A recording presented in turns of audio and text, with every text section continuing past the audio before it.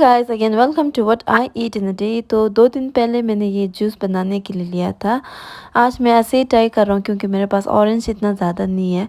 बहुत ही जूस अच्छा निकलता है, मुझे ये बहुत पसंद आया। एंड सुबह सुबह मैंने पिया जूस, देन इसके बाद मैंने खाया ब्रेकफास्ट मैंने फ्रूट्स और ब्रेड खाया। देन इसके बाद मैं चली मार्केट। आज है संडे, यानी कि इधर बहुत ही बड़ा सा संडे मार्केट लगाता है, इसमें सब कुछ मिलता है।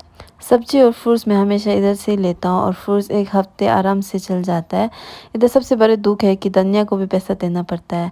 And this is my favourite spot, मुझे ये बहुत पसंद है। देन आते ही मैंने लंच बनाया। लंच में मैंने बनाया रोटी एंड छोले। छोले तो वैसे कल का बचा हुआ था।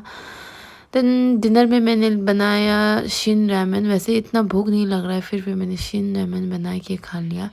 एंड इसमें डाला था मैंने पोक चॉय एंड अंडा। या गाइस दैट्स इट। अगर आपको पसंद आया तो प्लीज़ लाइक शेयर सब्सक्राइब ज़रूर करना। Bye bye guys, thank you.